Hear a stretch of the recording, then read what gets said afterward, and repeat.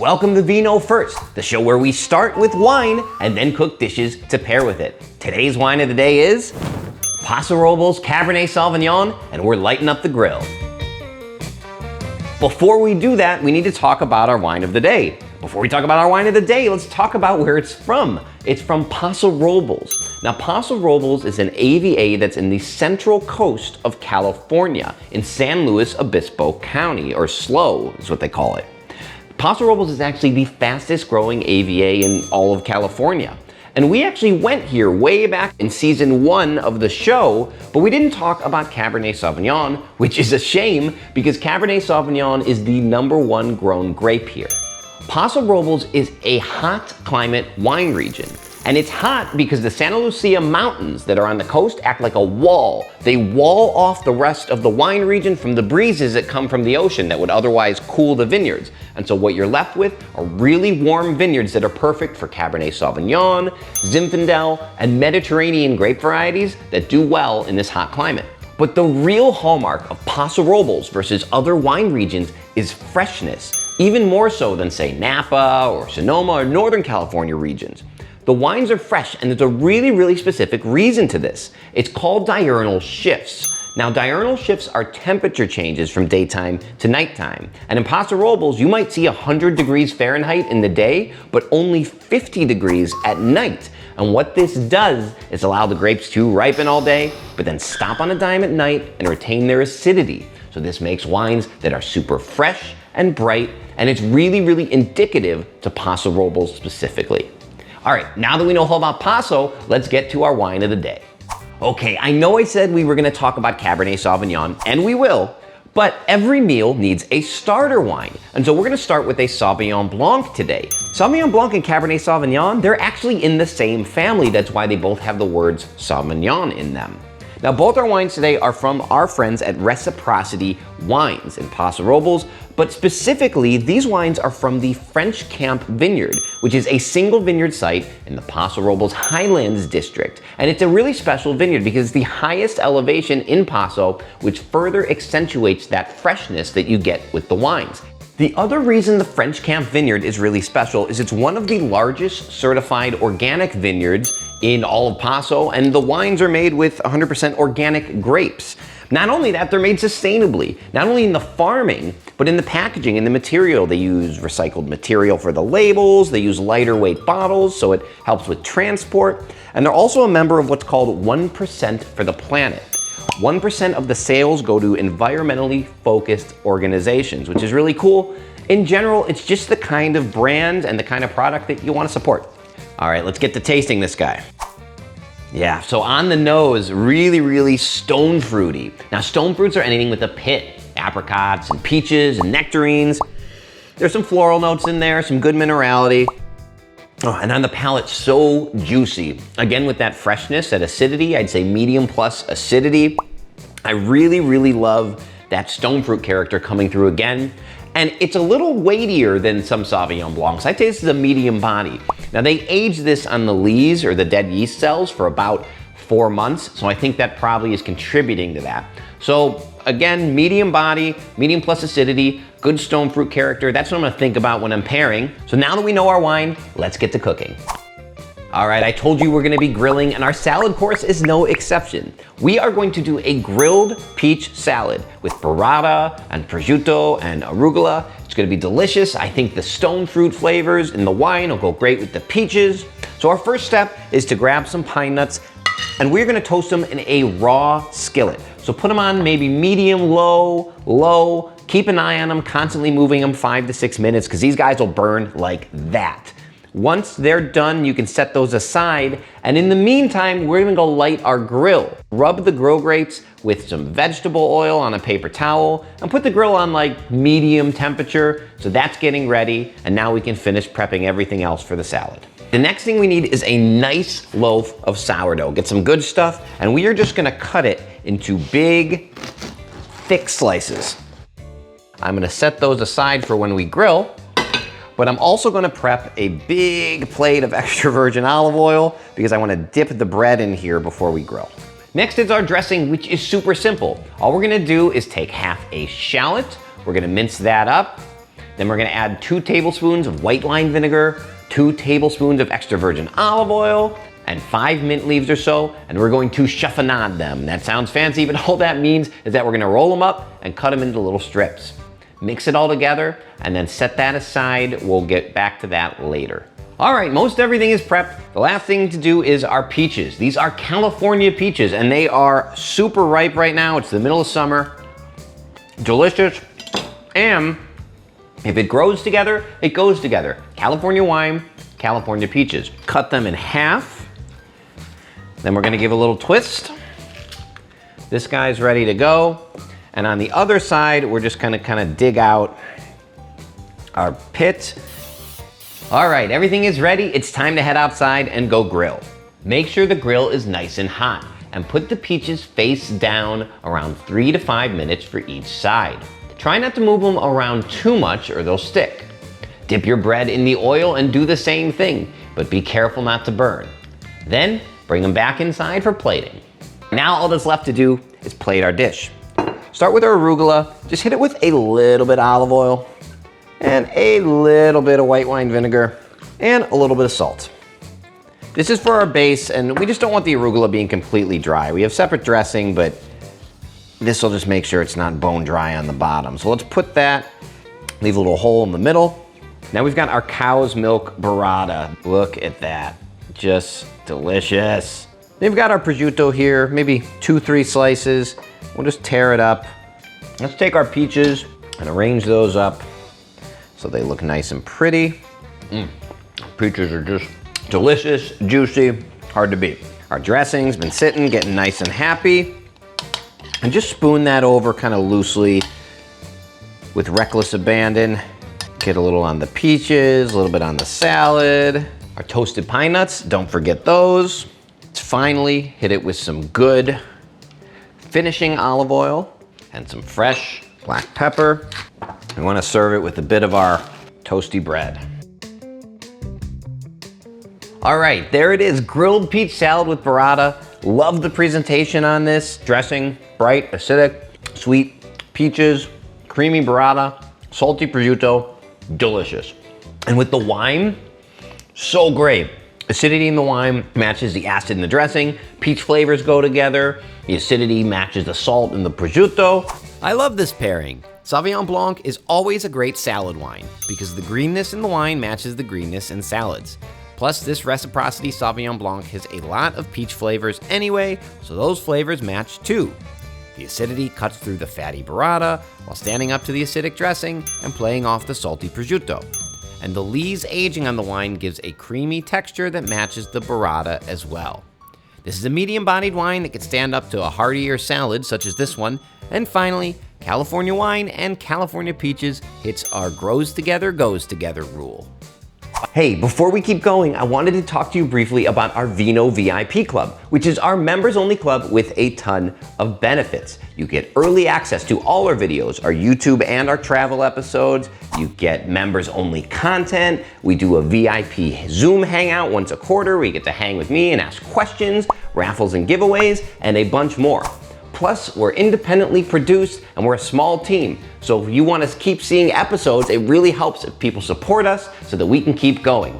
Membership starts at just $5 a month, so please consider joining if you're enjoying the content. And now, back to the episode. Now, let's talk Cabernet Sauvignon. Now, Cabernet tends to be a fuller-bodied wine, dark fruits, usually oak-aged, so you get some baking spice character, maybe vanilla. But Paso Robles Cabernets tend to be fresher, lighter in alcohol, a little higher in acidity for all the reasons we talked about earlier with the diurnal shifts. So this is our Reciprocity Cabernet Sauvignon. Again, this is from that single vineyard site, the French Camp Vineyards, which are in the Paso Robles Highlands area. And again, 100% organic grapes. Now, because of the higher elevation of this vineyard and because it's from Paso Robles in general, I'm expecting this wine to have the same level of freshness that I expect from Paso Robles Cabernet Sauvignons. Let's try this guy. Oh yeah, so on the nose, really spiced, great spice box character. Tobacco, kind of leathery. I do get some baking spice, some vanilla. Fruit character is in dark red fruits, maybe in some black fruits. On the palate, structure, Decent tannins, not super high, but enough to give it some weight. That freshness is there, the acidity, the lift is there. That'll be good for pairing. Acidity cuts through fat. It also matches acidic dishes. Spice characters coming through, coffee, maybe some olive notes on the finish. Overall, this is gonna be a great pairing wine. I actually have the perfect dish to pair with this, so let's get to it. All right, listen, you don't need me to teach you how to grill a steak, okay? As long as you don't overcook a ribeye or a filet, you're gonna be fine. But we're gonna do something a little more involved today. We are gonna do a coffee rubbed tri-tip on fregola pasta with salsa verde, so we're getting a little fancy. If you go to the central coast of California, tri-tip is the cut of choice. And because we're doing a Central California wine, I figured tri-tip will be a perfect match. Now, this is typically sold as a roast, even though it can be cooked as a steak, so it's about 1.5 pounds, 2 pounds. It's called a tri-tip, 1, 2, 3, you got your 3 points. It's fairly lean, but you can see some fat running through it. But the most important thing about this cut in particular is the grain, and that's the muscle fibers, and you can see the way it runs. In fact, if you flip it over, you can see it a little better. Now, the problem with this cut is the grain runs 2 ways. If you look here, it goes like this, and if you look here, it goes like this. And when we slice, we need to slice against the grain because we don't want to chew long strands of muscle. And once you cook this, it can be hard to see the grain. So what I prefer to do is cut right here. I'll have 2 basically mini steaks, right? And then it's easier to cut when it's time to serve. Before we put on the rub for the steak, let's put on the water for the pasta because that's gonna take a bit. This is fregola pasta. These are little round balls from Sardinia, but you can sub this with acini di pepe or even couscous if you can't find it. Grab your pot of water, add a fair amount of salt, and 1 cup of our pasta once the water is boiling. While the pasta is cooking, we need a rub for our steak. Now, if you have a barbecue rub that you like, feel free to use it, but I'm gonna make a spiced coffee rub because I think that some of those notes in the rub are gonna bring out those same spice box notes that we have going on in the wine. Here's how to make it. 2 tablespoons of salt, 2 tablespoons of ground coffee, 1 tablespoon garlic powder, 1 tablespoon smoked paprika, 1 tablespoon black pepper, a 1/2 tablespoon crushed coriander, 1 teaspoon chili powder, and a 1/2 teaspoon of cayenne. We want to rub our steak with kind of some vegetable oil or some neutral oil, and then we want to coat it pretty liberally with our rub. What this is going to do is put this great crusty char on the outside of the steak. At this point, we want to light our grill. In the meantime, our pasta is also done, so let's save a bit of our starch water, strain the rest, and keep this pot handy as we're going to use it later. Now we have to make our salsa verde. This is our topping for the steak, and it's great, it's fresh, it's got some acidity, some greenness. It'll help bring out some of the olive notes in the wine as well. So take a 1/4 cup extra virgin olive oil, a 1/4 cup red wine vinegar, about 10 olives roughly chopped. These are Castelvetranos, I love these, they're kind of buttery green olives. Tablespoon of capers, and about 1 cup or so of fresh herbs loosely chopped. Now I use pretty much a base of parsley mostly with a little mint and cilantro thrown in there. Mix it all together and let it sit. Okay, we're almost ready to grill, I promise. Last thing is to prep a few things for the pasta. 16 to 20 cherry tomatoes on skewers. Do 1 red onion sliced about 1/2 inch thick. Spray with some nonstick because it's going on the grill. And then 3 cloves of some garlic minced, and destem 2 to 4 sprigs of fresh thyme if you happen to have it. I know this seems like a lot of work, but now everything is prepped. So once we're done grilling and the steak is resting, we can come inside and finish our pasta and be all set to go. Let's head outside to grill. Throw everything on the grill, the onions, the cherry tomatoes, and the steaks. The onions and the tomatoes, the goal is to just flip once so we don't lose anything to the grill grates. About 5 minutes per side, then take them off. The steak is the opposite. Rather than grill marks, I want a nice even char. So don't be afraid to move this guy around a lot. These are gonna take some time, maybe 15 to 20 minutes. But don't rely on time, use a meat thermometer and take them off when the thickest part of the steak reaches 120 degrees Fahrenheit. All right, I'm back inside. While our steak rests for 5 to 10 minutes, I'm going to finish our pasta. Start with a fair amount of olive oil on high heat. Chop our grilled onions and add that with the garlic and thyme in the pot for 2 to 3 minutes. About a quarter cup of red wine, and then let that reduce another 2 minutes. Finally, mix in our pasta, cherry tomatoes, a few splashes of our starch water to bind everything together, and salt if necessary. It's done when the pasta is cooked al dente. All right, the moment has arrived. We are ready to plate. Now, our steak has rested. Remember, we want to cut perpendicular to the meat against the grain. You got 2 steaks here. If you have a crowd, you can serve them both.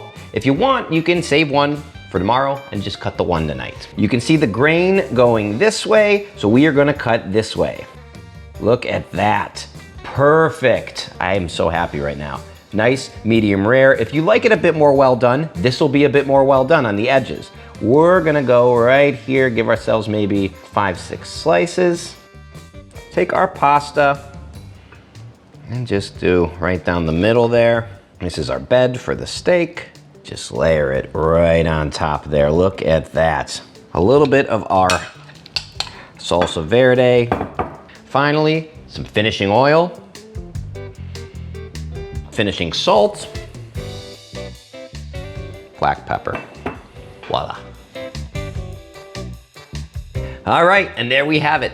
Coffee rub tri-tip on fregola with salsa verde. Let's give it a try. Oh yeah. That earthiness from the coffee rub mixed with the brightness, the greenness, the freshness of the salsa verde. The pasta gives it some body. Let's try it with the wine. Just perfect. The spice box character matching that coffee rub. The tannin structure and the weight of the wine standing up to the weight of the dish while still having that lift and freshness. Delicious.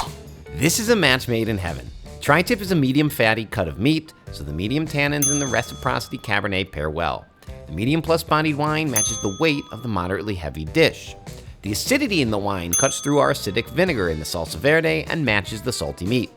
From a flavor standpoint, the spice box character in the wine matches the spiced coffee rub, the smoky grilled flavor, and olive flavor in the wine plays off the olives in the salsa verde. But the ripe berry fruit character and freshness also contrast the heavy grilled steak. And again, since tri-tip is such a classic California cut, it's another grows together, goes together situation.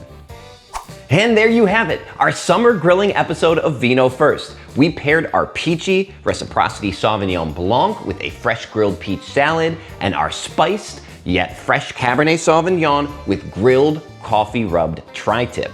Check out the recipes as well as the link to pick up these Reciprocity wines in the description, and we'll see you next time on Vino First.